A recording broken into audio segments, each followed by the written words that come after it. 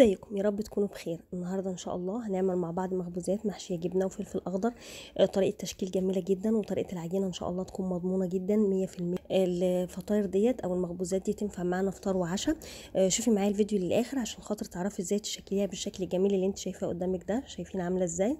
طبعا من مستويه وظهرها كمان عامل ازاي. يلا بس قبل ما نبدا الفيديو يا ريت دي قناتي اسمها سكر ودقيق، ما تنسوش تشتركوا فيها ولايك وشير لو عجبكم الفيديو. يلا نبدا. بسم الله الرحمن الرحيم.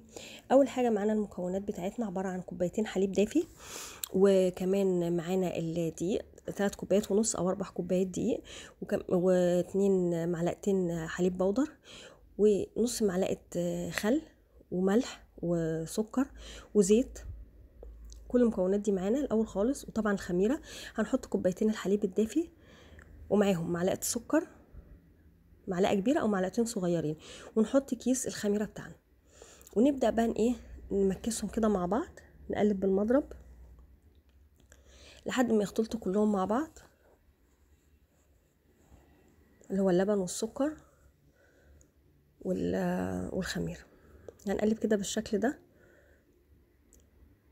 اول بقى ما نلاقي الخميره بتاعتنا كده بتطلع فقاقيع، طبعا انا بقول كده كل مره تبقى الخميره شغاله تمام. لو انت اول مره تستخدميها بتسيبيه شويه، بتغطيها وتسيبيها شويه حوالي 10 دقايق. بعد كده بنبدا نحط الايه الحاجات السايله بتاعتنا اللي هي الخل والزيت فوق منهم، ونحط كمان معلقه الملح، وطبعا نفضل نقلب، وبعدين نحط الحليب البودره بتاعنا ونقلب برضو. وبعد كده نبدا نحط الدقيق بتاعنا زي ما قلت لكم من 3 كوبايات ونص ل 4 كوبايات، حوالي نص كيلو او ازيد من نص كيلو بشويه.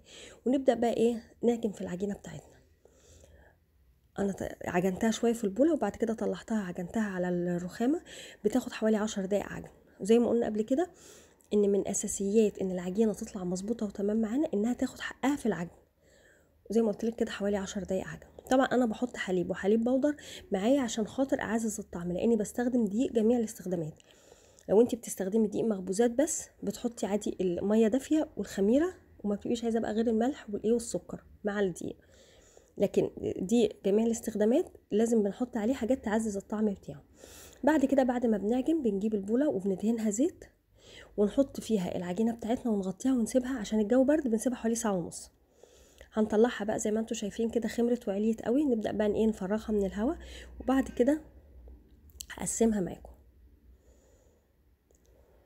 هعملها اسطوانيه، شكل اسطواني طويل كده، وابدا بقى اقسمها قطع على قد القطعه اللي انت عايزاها. يعني عايزه الفطاير دي كبيره، عايزاها صغيره، زي ما انت عايزه. ونبدا بقى نقطعها كده زي ما انتم شايفين. هو المقدار دوت عمل معايا حوالي 20 او حاجه و20 واحده. ونجيب بقى النشابه الصغيره بتاعتنا كده ونبدا نفردها. طبعا لما بقطعها كده برضو بسيبها شويه تريح، وبعدين بالنشابه او بايدك لو ما عندكيش نشابه صغيره او كده اهي بتعمليها بايدك عادي تاني. وبعد كده بقى بتجيبي سكينه صغيره كده وتقطعيها من الجناب، او انا لو عندك قطعه بيتزا، انا بستخدم قطعه البيتزا في الموضوع ده. وهجيب بقى الجبنه بتاعتنا نحط فيها جبنه براميلي. نحط بقى جبنه براميلي، جبنه بيضه، اسطنبولي، موتزاريلا، اي نوع، شيدر، اي نوع انت حباه. والفلفل الاخضر بقى هتقطعيه كده، ونبدا نتنيها من الجناب بالشكل اللي انت شايفاه ده. الطريقه طريقه لفها سهله جدا وجديده وشكلها حلو قوي، وكمان لما بتستوي بقى شكلها تحفه.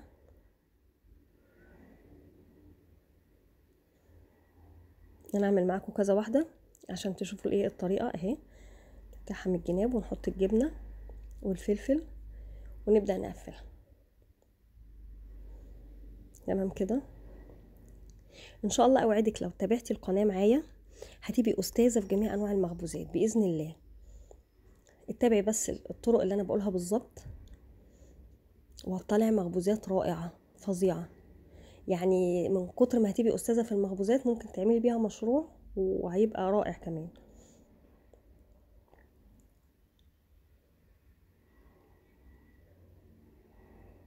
طبعا زي ما قلت لكم قبل كده اساس المخبوزات بالنسبه للعجينه طبعا بعد الدقيق والخميره والسكر، معلقتين السكر ومعلقه الملح والميه الدافيه، دي الاساس. لكن احنا بقى بنبدا مثلا نحط مره زبادي، نحط بضايه، نحط حليب او حليب بودر، ده لتعزيز الطعم بس. وزي ما قلت لك عشان انا بستخدم دي جميع الاستخدامات.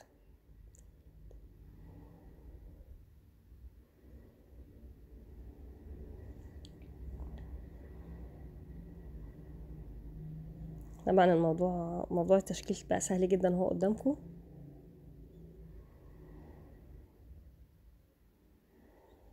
يعني المخبوزات دي بقت تتباع في الافران باسعار خرافيه، لكن هي طبعا في البيت مهما كلفتيها مش هتتكلف طبعا نص سعر الفرن. كده احنا خلصنا الكميه كلها، بسيبها بقى بغطيها واسيبها شويه تستريح في الايه، في الصينيه اللي انا عامله فيها او في القالب. وبعد كده لو عندك صفار بيضه، انا عشان ما كانش عندي بيض عملت باللبن، بتحطيها بتدهنيها صفار بيض، تجيبي صفار البيضه وتحطي عليها شويه خل وتدهنيها. لكن انا ما كانش عندي بيض، ممكن تحطي عادي جدا حليب وتحطي عليه معلقه زيت وتدهنيها. انا ما كانش عندي بيض فعملتها بالحليب، وهتشوفوا لونها هيبقى عامل ازاي بعد ما تطلع من الفرن، يعني مش بالضروري ان يكون بيض. بعد بقى ما بدهنها كلها ممكن تسيبيها كده، ممكن تحط لها سمسم او حبه البركه. لو عندك سمسم او حبه البركه حطي، ما عندكيش حاجه خالص بتسيبيها كده وكفايه لونها اصلا وشكلها كده، والفلفل الاخضر والجبنه ايه خارجين منها، شكلها جميل جدا. هبدا بقى ارش السمسم كله عليها كده، وبعد كده ابقى مشغله الفرن على درجه حراره من 180 ل 220 تبع الفرن بتاعك. بتاخد حوالي ربع ساعه، بتطلعيها من الفرن بتغطيها بفوطه مبلوله وتسيبيها 10 دقايق عشان ايه بتبقى لازقه شويه في الصينيه. وبعد كده بتطلعيها، شايفين شكلها عامل ازاي بالشكل اللي قدامكم ده، رهيبه. إيه طبعا مش ملسوعه حتى من تحت، مستويه من تحت ومن فوق، شكلها مظبوط. شايفين عامله ازاي لما فتحتها؟ هتعمليها ان شاء الله تعجبك، جميله جدا جدا. وان شاء الله اتمنى الفيديو يعجبكم، ويا ريت تجربوا الوصفه وتقولوا لي رايكم فيها، واشوفكم ان شاء الله في فيديوهات جديده.